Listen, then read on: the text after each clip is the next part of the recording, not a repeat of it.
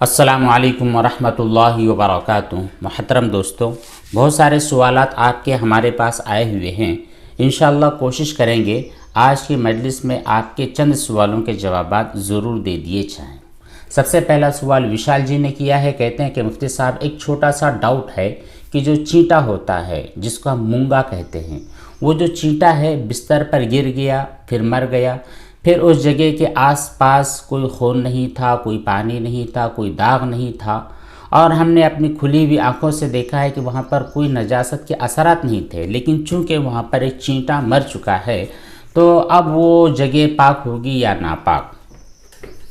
دیکھیے وشال بھائی اور ہمارے تمام سامعین، ایک بات سمجھنے والی یہ ہے کہ جو کیڑے مکوڑے ایسے ہوتے ہیں جن میں خون نہیں ہوتا ہے، بلڈ نہیں ہوتا ہے، وہ اگر مر جاتے ہیں، آپ کے بدن پر مرتے ہیں، کپڑوں پر مرتے ہیں، یا آپ کے بستر پر یا آپ کی یوز کی جانے والی کسی بھی چیز پر وہ مر جاتے ہیں، تو چونکہ ان میں بہنے والا خون ہوتا نہیں ہے، اس لیے ان کے مرنے کی وجہ سے آپ کی کوئی بھی جگہ ناپاک نہیں ہوگی۔ جیسے چیٹی ہے، چیٹا ہے، مچھر ہے، مکھی ہے، کھٹمل ہے، ان میں جو خون ہوتا ہے یہ بہنے والا خون نہیں ہوتا ہے، اس لیے وہ جگہ ناپاک نہیں ہوگی۔ ہاں، آپ صفائی کے پرپس سے، چونکہ داغ لگ چکا ہے، ایک اسے نشان پڑ چکا ہے، تو اس نشان کی صفائی کی غرض سے آپ دھونا چاہے تو بالکل دھو سکتے ہیں، لیکن وہ جگہ ناپاک نہیں ہوتی ہے، اس چیز کو آپ اچھی طرح سمجھ لیں۔ حمزہ خان کہتے ہیں السلام علیکم مفتی صاحب، کیا ڈرائی کلین کپڑے پاک ہو جاتے ہیں یا نہیں، پلیز بتلائیں۔ اس میں ناپاک ہی رہنے کی وجہ کوئی سمجھ میں نہیں آتی۔ ڈرائی کلیننگ کا جو طریقہ ہوتا ہے اس کے اندر بھی مسئلہ یہ ہوتا ہے کہ آپ کے کپڑوں میں جو بھی نجاست ہوگی، جو بھی گندگی ہوگی، جو بھی بدبو ہوگی، وہ تمام چیزیں ختم کر دی جاتی ہے، ٹھیک ہے، باقاعدہ اس کو دھویا جاتا ہے، باقاعدہ اس میں کی نجاست باہر نکالی جاتی ہے، تو اس طریقے سے آپ کا کپڑا بہرحال پاک ہی ہو جائے گا، اس میں شک شبہ میں پڑھنے کی کوئی ضرورت آپ کو نہیں ہونی چاہیے۔ بشیر احمد کہتے ہیں السلام علیکم مفتی صاحب، پخانے کے بعد کتنی مرتبہ ہاتھ دھونے سے ہاتھ پاک ہو جاتے ہیں، پلیز رہنمائی فرمائیں۔ ٹھیک ہے، پخانہ ہو، پیشاب ہو، یا پھر آپ کے جو بچے ہوتے ہیں، بچوں کے ڈائپر وغیرہ ہوتے ہیں، ان کے کپڑے ہوتے ہیں جن پر نجاست لگی ہوتی ہے، آپ ان کو صاف کرتے ہیں، تو بہت ساری مائیں بہنیں اور ہمارے بہت سارے دوست لوگ بھی پریشان ہو جاتے ہیں کہ اب ہم نے نجاست کو صاف کیا ہے، گندگی کو اپنے ہاتھوں سے دھویا ہے، اب کیا کریں؟ کیا ہمارے ہاتھ کبھی پاک ہونے والے نہیں؟ کیا اس کو پاک کرنے کا طریقہ بہت ڈیفیکلٹ ہوتا ہے؟ ایسی کوئی بات نہیں ہے۔ جیسے آپ کی باڈی پر، آپ کے بدن پر کوئی نجاست لگ جاتی ہے اور آپ اس کو 3 مرتبہ دھوتے ہیں، یا پھر دکھنے والی نجاست ہوتی ہے اور اس کو اتنی مرتبہ تک دھوتے ہیں کہ وہ نجاست اور اس کے اثرات ختم ہو جاتے ہیں، تو آپ کا کپڑا پاک ہو جاتا ہے، آپ کے ہاتھ پاک ہو جاتے ہیں۔ سیم ٹو سیم یہی طریقہ یہاں پر بھی اپلائی کیا جائے گا۔ اگر آپ نے نجاست کی جگہ کو صاف کیا ہے، اپنے ہاتھ سے دھویا ہے، اور ہاتھ کو بعد میں اگر اس پر نجاست لگی ہے تو نجاست لگی ہونے کی صورت میں اتنی مرتبہ دھونا ہے کہ وہ نجاست ختم ہو جائے، اس کے اثرات ختم ہو جائے، اور اگر اسی پاخانے کی جگہ کو دھوتے دھوتے آپ نے ہاتھ پر اتنا پانی بہا دیا، اتنا گرا دیا کہ اب وہ نجاست کی جگہ بھی نجاست نہیں ہے، آپ کے ہاتھ میں بھی کوئی نجاست نہیں ہے، تو دونوں چیزیں پاک ہو چکی ہے۔ ہاں، یہ سنت ہے کہ آپ واش روم سے جب باہر آئے تو 3 مرتبہ اپنے ہاتھوں کو دھو لیں، یہ ایک الگ سی سنت ہے۔ محمد یوسف کہتے ہیں کہ اگر پیر پر ناپاک چھینٹے ہو تو ایک بار پانی بہانے سے پاک ہو جائیں گے؟ جی بالکل پاک ہو جائیں گے، اس کو باقاعدہ 3 مرتبہ دھونے کی ضرورت نہیں ہے۔ محمد دانش کہتے ہیں کہ السلام علیکم مفتی صاحب، ایک بات پوچھنی تھی، وہ یہ ہے کہ اگر دعا مانگتے مانگتے اذان ہو جائے، ہم دعا کر رہے ہیں اور اسی دوران اذان شروع ہو جاتی ہے، تو کیا ایسی صورت میں ہمیں اپنی دعا کو روک دینا ہے، یا پھر دعا ایسی جاری رہے گی، درمیان میں ہم دعا مانگنا چھوڑ دیں، پھر جب اذان ختم ہو جائے گی اس کے بعد اپنی دعا کو مکمل کریں؟ اس کے بارے میں کوئی طریقہ ہے، کوئی مسئلہ ہے تو وہ بتلائیں۔ دیکھیے دانش بھائی، فقہاء کرام نے بتلایا ہوا ہے کہ جب آپ تلاوت کر رہے ہیں، دعا سے بڑھ کر ایک جو چیز ہوتی ہے جو قرآن کریم کی تلاوت ہوتی ہے، آپ قرآن کریم پڑھ رہے ہیں، سورہ یاسین پڑھ رہے ہیں، سورہ کہف پڑھ رہے ہیں، سورہ واقعہ پڑھ رہے ہیں، کوئی بھی سورت آپ پڑھ رہے ہیں، اور اسی دوران اذان شروع ہو جاتی ہے تو اس کی کل 2 صورتیں ہوتی ہیں۔ پہلی صورت تو یہ ہے کہ اگر آپ چاہیں تو اپنی تلاوت کو کنٹینیو رکھ سکتے ہیں، بند کرنے کی ضرورت نہیں ہے، چاہے بند کر کے اذان کا جواب دیں، یہ بھی صورت آپ کے لیے جائز ہوتی ہے، درست ہوتی ہے۔ تو یہی طریقہ آپ دعا میں بھی اپلائی کر سکتے ہیں۔ اگر آپ کی دعا آپ کو لگ رہی ہے کہ میری دعا ختم ہونے کے قریب ہے تو اس کو ختم کر دیں اور اذان کا جواب دیں، اور اگر آپ کو لگتا ہے کہ بس میں نے ابھی دعا اسٹارٹ کی تھی اور اذان شروع ہو گئی ہے تو اپنی دعا کو کنٹینیو کرتے رہیں اور بعد میں اذان کا جواب دیں، لیکن بہتر یہ ہے کہ آپ اپنی دعا کو روک دیں، دعا ختم کر دیں اور اس کے بعد اذان کا مکمل جواب دیں، پھر چاہے تو آپ اگلی مرتبہ اور نئی دعا مانگ سکتے ہیں۔ ثانیہ کہتی ہیں السلام علیکم مفتی صاحب، میرے کچھ سوالات ہیں۔ پہلا سوال آپ کا یہ ہے کہ اگر کچھ ناپاک چھینٹے بدن کے کسی حصے پر پڑ جاتے ہیں لیکن ان کو ملا کر وہ 1 درہم سے کم ہو جاتے ہیں تو کپڑے پر ٹچ ہو جائے تو کپڑے پر لگ جائے۔ دیکھیے، جو نجاست کی 1 درہم کی جو بتلائی گئی ہے مقدار، یہ پوری نجاست پورے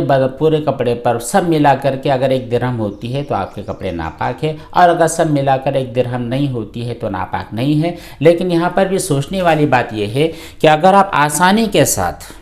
بالکل مان لیجئے آپ کے فرنٹ والے حصے پر نجاست لگی ہے اور آپ اس کو آسانی سے دھو سکتے ہیں تو دھونے میں کوئی حرج نہیں ہے، بلکہ دھونا ہی چاہیے۔ اور اگر ایسی جگہ نجاست لگ گئی ہے جہاں پر دھونا ڈیفیکلٹ ہے، بہت زیادہ پرابلمیبل ہے، تو ایسی صورت میں آپ نہیں دھوتے ہیں، ویسی نماز ادا کر لیتے ہیں، تب بھی درست ہوتا ہے۔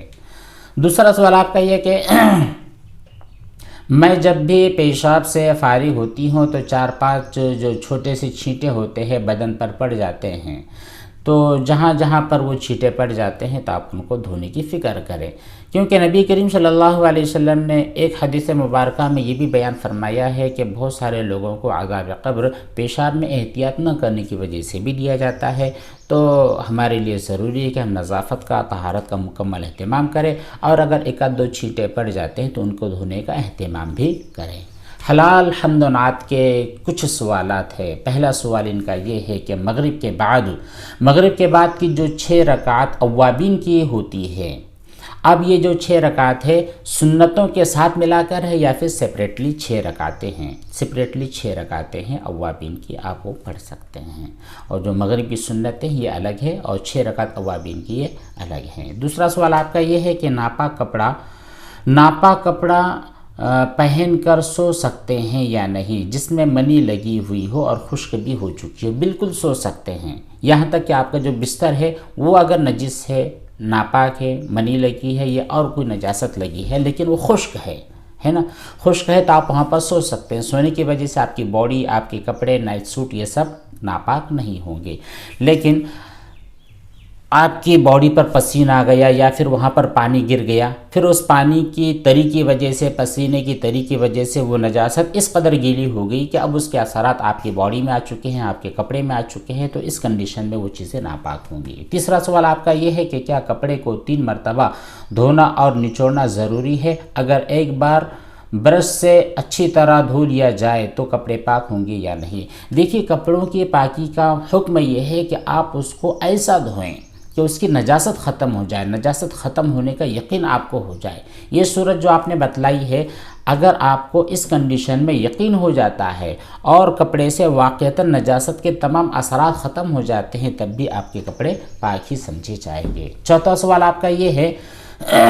کہ پرندوں کا کاروبار کرنا کیسا ہے؟ پرندوں کا کاروبار کرنا جائز ہے، حلال ہے، بشرطے کہ وہ پرندے حلال ہو اور ان کو آپ نے قبضے میں کیا ہو، مطلب یہ کہ آپ نے شکار کر کر اپنے پاس رکھا ہوا ہو، آپ کے ہاتھ میں ہو، پرندہ ہوا میں اڑ رہا ہے اور اس کی آپ بے کر رہے ہیں تو یہ جائز نہیں۔ وہ پرندہ جو آپ کے پاس ہے، آپ کے کنٹرول میں ہے، آپ کے قبضے میں ہے، اس کی بے آپ کر سکتے ہیں۔ پانچواں سوال آپ کا یہ ہے کہ اگر ہم جمعہ میں ممبر کے بالکل سامنے سنت پڑھ رہے ہیں اور امام صاحب ہمارے جسٹ سامنے کھڑے ہو کر بیان کر رہے ہوں تو ہماری نماز صحیح ہو جائے گی یا نہیں، کیونکہ وہ ہمارے بالکل فیس ٹو فیس کھڑے ہیں۔ نماز تو آپ کی درست ہو جائے گی، لیکن آپ کو اس بات کی کوشش کرنی چاہیے کہ جمعہ کا چونکہ ایک ماحول ہوتا ہے، سب لوگ آئے ہوتے ہیں، خطبہ ہوتا ہے، بیانات ہوتے ہیں، ایسی کنڈیشن میں آپ کے لیے بہتر یہ ہے کہ آپ ایسی جگہ سنت ادا کریں جہاں پر آپ کے سامنے سے گزرنے والے لوگوں کو ڈسٹرب نہ ہو۔ امام صاحب تقریر کر رہے ہوں، بیان کر رہے ہیں تو انہیں دقت اور پریشانی نہ ہو، تو بالکل سائڈ میں ہو کر کے آپ سنتیں ادا کریں۔ پھر سنتیں پڑھنے کے بعد آپ یہاں پر آ کر امام صاحب کے سامنے آ کر کے تقریر اور بیان سن سکتے ہیں۔ لیکن اس کنڈیشن میں جو آپ نے بیان کیے ہے کہ آپ کھڑے تھے اور امام صاحب نے تقریر شروع کر دی، تب بھی آپ کی نماز صحیح ہو چکی ہے، کوئی پرابلم کی بات نہیں ہے۔ چھٹا سوال آپ کا یہ ہے کہ استبراء کیسے کرتے ہیں۔ استبراء کا طریقہ ہم نے مکمل تفصیل کے ساتھ ایک ویڈیو میں بتلایا ہے، آپ اسے دیکھ سکتے ہیں۔ مختصر یہ کہ استبراء کا مطلب یہ ہوتا ہے کہ آپ واش روم گئے ہیں، پیشاب کے لیے یا پخانے کے لیے گئے ہیں، آپ فارغ ہو چکے ہیں۔ فارغ ہونے کے بعد اتنا اطمینان کر لیں کہ اب میری پیشاب کی نلی میں کوئی چیز، کوئی نجاست، کوئی پانی، کوئی پخانہ باقی نہیں ہے۔ ساتواں سوال آپ کا یہ ہے کہ آج میں نے خواب میں دیکھا کہ میں عمرہ کرنے جا رہا ہوں، اس کا مطلب کیا ہے؟ اللہ تبارک و تعالیٰ آپ کے خواب کو مبارک فرمائے۔ اس کی بہت ساری تعبیرات ہیں، جس میں ایک یہ بھی ہے کہ جو آدمی اس طرح کا خواب دیکھتا ہے، اللہ تبارک و تعالیٰ اس کو زندگی میں عمرے کی توفیق دے ہی دیتے ہیں۔ دوسرا یہ ہے کہ اللہ تبارک و تعالیٰ آپ کے جو بھی منصوبے ہیں، جو بھی آپ کے اگلی پلاننگس ہے، اللہ تعالیٰ ان پلاننگ میں کامیابی عطا فرماتے ہیں، آپ کے منصوبوں کو مکمل فرماتے ہیں۔ آٹھواں سوال آپ کا یہ ہے کہ ناپاک کپڑا پاک کرنے کا کوئی ایسا طریقہ بتلا دے جس میں 3 بار دھونا اور نچوڑنا نہ پڑے۔ اس کا سمپل سا طریقہ یہ ہوگا کہ آپ جاری پانی میں دھو دیں۔ اوپر سے پانی گر رہا ہے، نیچے آپ کے کپڑے ہیں، اس قدر پانی گرتا چلا جائے، اتنی سپیڈ کے ساتھ گرتا چلا جائے کہ آپ کے کپڑے کی مکمل نجاست ختم ہو جائے، آپ کے کپڑے پاک ہو جائیں گے۔ اس کنڈیشن میں 3 مرتبہ نچوڑنے کی شرط نہیں ہوتی ہے۔ 9واں سوال آپ کا یہ ہے کہ فجر اور عصر کی نماز کے بعد سجدہ تلاوت کر سکتے ہیں یا نہیں۔ فجر کے بعد طلوع آفتاب تک، جب فجر کی نماز ہو گئی، جب تک سورج نکلتا نہیں ہے اس سے پہلے آپ سجدہ تلاوت کر سکتے ہیں۔ اسی طرح عصر کے بعد سورج کے بالکل پیلا ہونے تک، اس سے پہلے آپ سجدہ تلاوت کر سکتے ہیں۔ لیکن آپ تلاوت کر رہے ہیں، ٹھیک ہے، تلاوت کر رہے ہیں اور سورج زرد ہو چکا ہے، پیلا ہو چکا ہے، تو سورج کے بالکل جو ڈوبنے کا مومنٹ ہوتا ہے، اس مومنٹ کے پہلے آپ سجدہ تلاوت کر سکتے ہیں۔ لیکن عین سورج ڈوب رہا ہو تو ایسی کنڈیشن میں آپ کو سجدہ تلاوت بھی نہیں کرنی ہے۔ شہزادہ کہتے ہیں السلام علیکم ورحمۃ اللہ وبرکاتہ۔ السلام علیکم ورحمۃ اللہ وبرکاتہ۔ مفتی صاحب، اگر سر پر تھوڑا سا بلڈ لگا ہوا تو نماز ہو جائے گی؟ اگر وہ بلڈ 1 درہم سے زیادہ ہے تو پھر آپ کی نماز نہیں ہوگی، اس کو صاف کرنا ہوگا، اس کو دھونا ہوگا۔ محمد ادریس کہتے ہیں کہ مفتی صاحب، میں بہت زیادہ پریشان ہوں، میرے دماغ پر گندے خیالات آتے ہیں، پھر مجھے وہم ہوتا ہے کہ کہیں ناپاکی نہ نکل گئی ہو۔ خیال ذہن پر سوچتے ہیں، مجھے ایسا ٹینشن ہوتا ہے، پھر میں اس ٹینشن کی وجہ سے مجبور ہو کر مشتزنی کرتا ہوں، پھر مجھے غسل میں وسوسے آتے ہیں۔ دیکھیے، یہ انسان کا ایک بہت بڑا وہم ہوتا ہے، بہت بڑا وسوسہ ہوتا ہے کہ میں پاک ہوں یا ناپاک ہوں، اور اگر وہ اس کو ڈاؤٹ ہوتا ہے کہ شاید میں ناپاک ہوں، لیکن یہ کنفرمیشن اس کو ہو نہیں پاتی ہے، تو کنفرمیشن کے لیے وہ جا کر کے مستزنی کرتا ہے، تو یہ بڑی سوچنے اور فکر والی بات ہے۔ دیکھیے، آپ کو ان تمام چیزوں سے بچنا ہے، ہمیشہ اپنے ذہن کو بالکل فری رکھے، اللہ تعالیٰ کی یاد رکھے، کثرت سے آپ استغفر اللہ ربی من کل ذنب واتوب الیہ پڑھتے رہے، کلمہ طیبہ پڑھتے رہے، سبحان اللہ وبحمدہ، سبحان اللہ العظیم، سبحان اللہ العظیم، اس کا ورد کرتے رہے، اور یہ جو خیالات ہیں، ان تمام خیالات سے اپنے ذہن کو، اپنے دماغ کو ہمیشہ بچائے رکھے۔ ہاں، اگر نجاست نکل جاتی ہے تو پھر غسل کرنے کی اور صفائی کرنے کا اہتمام آپ کر سکتے ہیں۔ بس اتنے سوالات تھے، اس کے علاوہ اور جو سوالات ہوں گے انشاءاللہ نیکسٹ مجلس میں ان کے جوابات دینے کی کوشش کریں گے۔ اللہ تبارک و تعالی ہم سب کو عمل کی توفیق بخشے۔ والسلام علیکم ورحمۃ اللہ وبرکاتہ۔